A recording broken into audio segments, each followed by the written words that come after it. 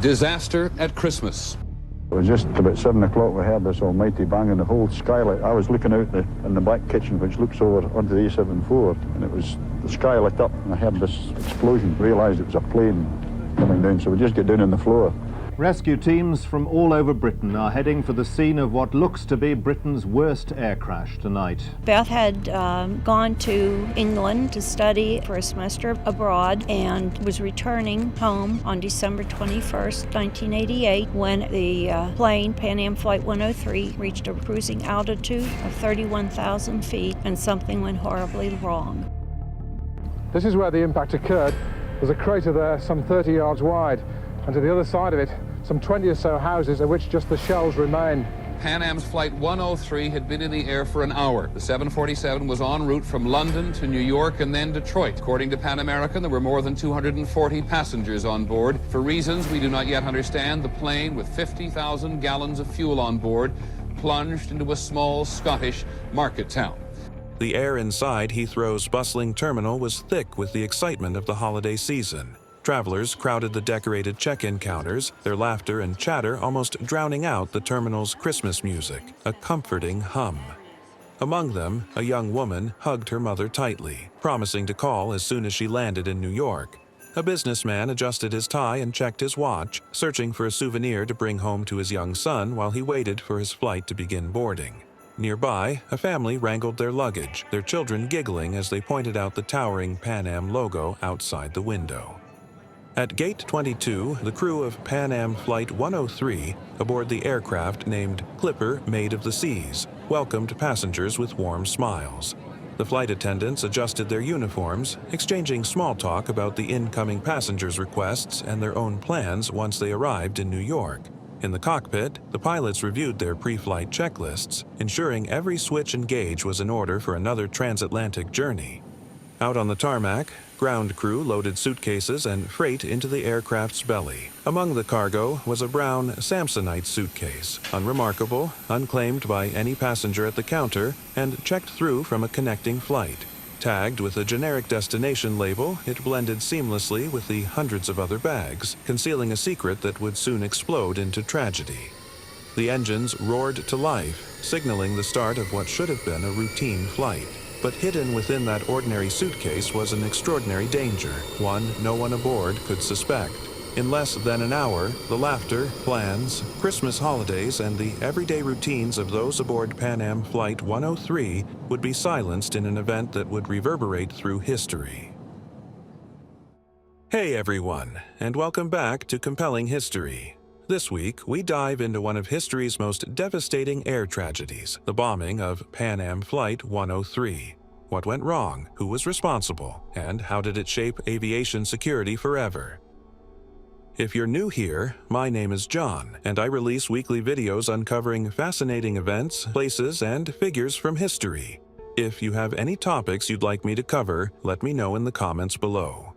Hit that thumbs up button if you're enjoying this content, and don't forget to subscribe so you don't miss any of our future videos. Now, with all of that out of the way, let's get into the video.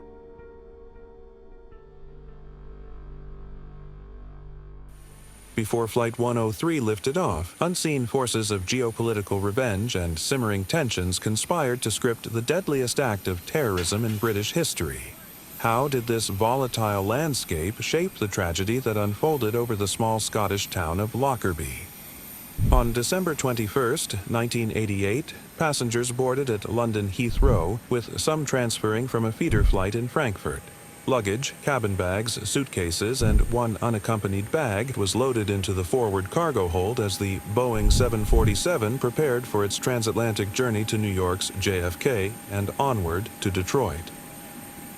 At the time, Pan Am's transatlantic flights were the standard for comfort and convenience, promising hot meals, in-flight movies, and attentive service. The Boeing 747 operating this flight carried 243 passengers and 16 crew members from 21 countries. Among them were 35 Syracuse University students returning home after a semester abroad, excited to be reunited with their families and share stories of their adventures at the holiday gatherings. Among the passengers were United Nations Commissioner for Namibia, Bernd Carlson, whose work aimed to secure independence for Namibia amidst intense international negotiations. James Fuller, the CEO of Volkswagen of America, a pivotal figure in the automotive industry leading the company during a period of innovation and competition. And Dr. Irving Segal, a prominent molecular biologist renowned for his contributions to the understanding of HIV. Passengers would begin to settle in 30 minutes prior to takeoff at around 6 o'clock, some with books, while others were eagerly awaiting a dinner tray or the in-flight entertainment, all framed by the steady hum of the aircraft's 4 powerful engines. The passengers on this flight were in good hands with the crew, led by Captain James B. McQuarrie, a veteran with nearly 11,000 flight hours, embodying the professionalism synonymous with Pan Am. Once a titan of international aviation, Pan Am symbolized the innovation and glamour of 20th century air travel. Founded in 1927, the airline pioneered air travel with numerous transatlantic and trans-Pacific routes and ushered in the jet age with the introduction of the Boeing 707. By the late 1980s, however, Pan Am was struggling, its prestige diminished by financial woes and fierce competition. Despite these challenges, the airline's iconic reputation still drew travelers seeking global connectivity, and, tragically, those with far more sinister motives. The aircraft operating Flight 103, Clipper Maid of the Seas, was one of Pan Am's most reliable planes. Delivered in 1970, the 747 had a storied history, even appearing in the BBC documentary series Diamonds in the Sky. Its size and range made it a cornerstone of Pan Am's bustling London to New York route. The targeting of Flight 103 was no coincidence. By 1988, tensions between Libya and Western nations had reached a boiling point. In 1986, U.S. airstrikes on Tripoli and Benghazi, retaliation for Libya's alleged role in a Berlin nightclub bombing, killed civilians, including a daughter of Libyan leader Muammar Gaddafi.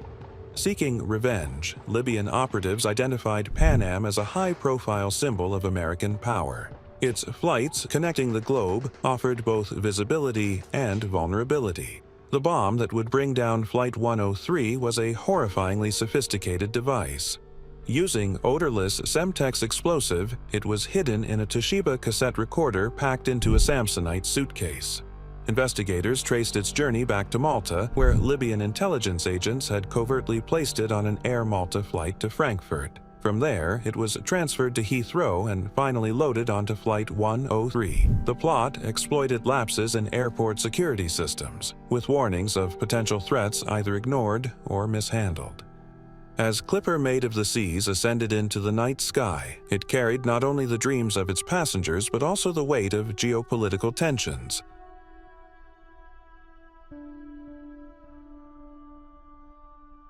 The flight departed Heathrow on time, slipping into the cold night sky at 6:25 p.m. After reaching their cruising altitude of 31,000 feet, everything seemed routine. Business travelers shuffled through reports and other paper, families cheerfully discussed their upcoming holiday plans, and students, exhausted from European adventures, began to drift asleep. In the cockpit, the crew maintained routine checks as the aircraft approached the rolling landscapes of southern Scotland. It was a calm, ordinary night. Just ahead of them lay Lockerbie, a peaceful Scottish town of about 3,000 residents. Neighbors knew each other by name, and the streets were adorned with holiday lights. That evening, families gathered in their homes, enjoying the warm holiday ambiance. Father Patrick Keegans, a local priest, was upstairs in his home, discreetly tucking away his mother's Christmas present. Unbeknownst to the town, high above its rooftops, a monumental tragedy was about to shatter the quiet. At 7:02 p.m., without warning, the bomb hidden inside that Toshiba cassette recorder detonated within the plane's forward cargo hold. The deafening explosion tore a jagged hole through the fuselage. The force of the blast caused catastrophic decompression, ripping off the nose section and sending it tumbling away from the rest of the jet.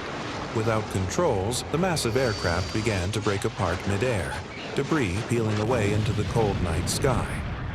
On the ground, Lockerbie's residents heard an earth-shattering roar, Some thought it was thunder, others feared an earthquake. Rushing outside, they were met with flames lighting up the night as wreckage fell from the sky.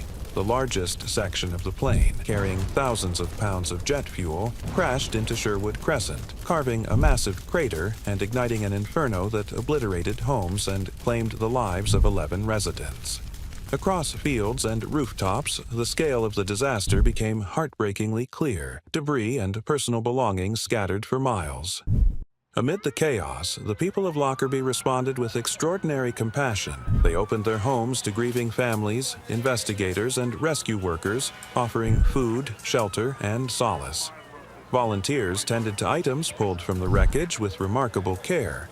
Clothes were washed, ironed, and returned to victims' families whenever possible. Father Patrick Keegans would play a vital role providing immediate comfort, support, and spiritual guidance to grieving families and residents. His actions in the aftermath of this tragedy were instrumental in helping the community cope with the aftermath of the disaster and rebuild together. This small town, now indelibly linked to one of aviation's darkest days, became a symbol of humanity's resilience and kindness in the face of horror. In the days and years to come, the world would uncover how and why this tragedy occurred, who planted the deadly device, and what it meant for global security. But on that December night, what stood out was the transformation of an ordinary flight into a cataclysm and a quiet town into a scarred yet compassionate community. Lockerbie's name would forever evoke sorrow, but also the quiet heroism of those who stepped forward to preserve dignity amid devastation.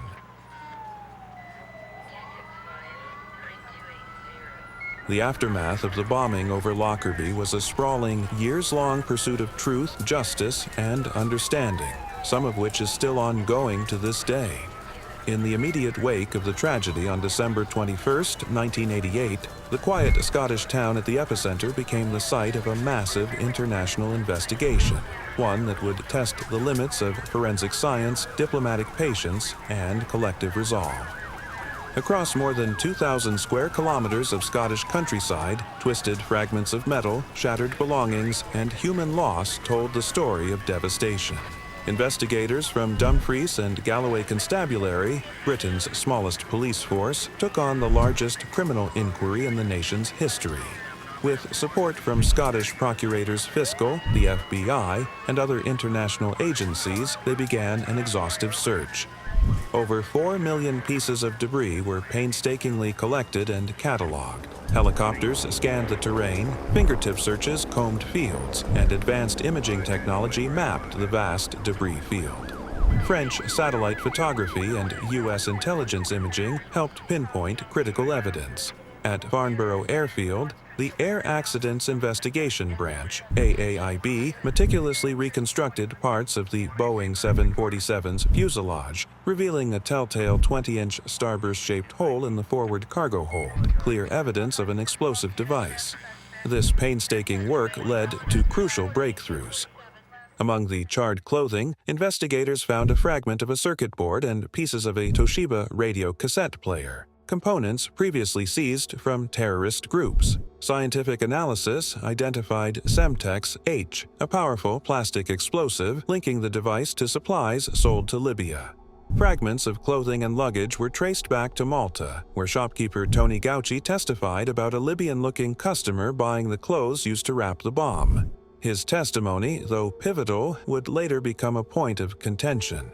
The trail continued to a Swiss electronics firm, Maid, and ultimately to Libyan intelligence officers Abdelbasset al-Megrahi and Lamine Khalifa Fima. After 3 years, 15,000 witness statements, and intense diplomatic negotiations, indictments were issued in November 1991. The political ramifications were immediate and far-reaching. Multiple groups initially claimed responsibility, and intelligence agencies examined leads involving Iran, Syria-based factions, and the Popular Front for the Liberation of Palestine General Command. However, the evidence ultimately pointed to Libya. Muammar Gaddafi's government denied involvement but faced mounting international pressure. Sanctions imposed by the United Nations and the United States isolated Libya for years. In 1999, Gaddafi handed over Megrahi and Fima for trial before a special Scottish court in the Netherlands. Megrahi was convicted in 2001, while Fima was acquitted. In 2003, Libya accepted responsibility for the bombing and paid compensation to victims' families, although questions about the trial's fairness and Megrahi's compassionate release in 2009 linger. For Pan Am, the impact was devastating. Once an iconic American carrier, the airline faced lawsuits from victims' families who argued lax security allowed the bomb aboard. Investigations suggested prior warnings had been ignored, fueling public outrage. Already struggling financially, Pan Am's reputation suffered irreparable damage. By 1991, just 3 years after the bombing, the airline declared bankruptcy, a once proud symbol of American aviation brought down by tragedy and controversy. The troubled airline industry today suffered another death in the family. Pan American Airlines shut down after more than 6 decades of service. Amid the legal battles, political tensions, and economic fallout, the memory of the 270 victims, 259 on board and 11 on the ground, remains central. Memorials around the world ensure their stories are not forgotten. At Arlington National Cemetery, a cairn of Scottish sandstone honors the lives lost. Syracuse University, which lost 35 study abroad students, hosts an annual Remembrance Week with ceremonies and scholarships. In Lockerbie, a quiet garden of remembrance provides space for reflection, while plaques, stained glass windows, and books of remembrance preserve the victims' names. This tragedy also reshaped aviation security. Stricter baggage screening, improved interline baggage controls, and better intelligence sharing protocols became global standards. The Lockerbie bombing stands as a turning point in the fight against terrorism, a somber reminder that amid devastation, the determined pursuit of justice, accountability, and memory can help bind the wounds left behind. It compels us to honor the past by building a safer future. Thank you so much for sticking around until the end of the video. If you'd like to learn more about Pan Am Flight 103 or the passengers on board, visit the Pan Am 103 Lockerbie Legacy Foundation's website. There's a link in the description below. Also, if you're interested in the history of Pan Am, check out our series on the airline's rise to the height of luxury air travel and its ultimate demise. If you enjoyed this video and want to explore more historical people, places, and events, don't forget to give it a thumbs up and hit that subscribe button. We'd also love to hear from you. Drop a comment below to let us know which topics you'd like us to feature in future episodes. Your support makes this channel possible, and we're excited to continue sharing incredible stories with you.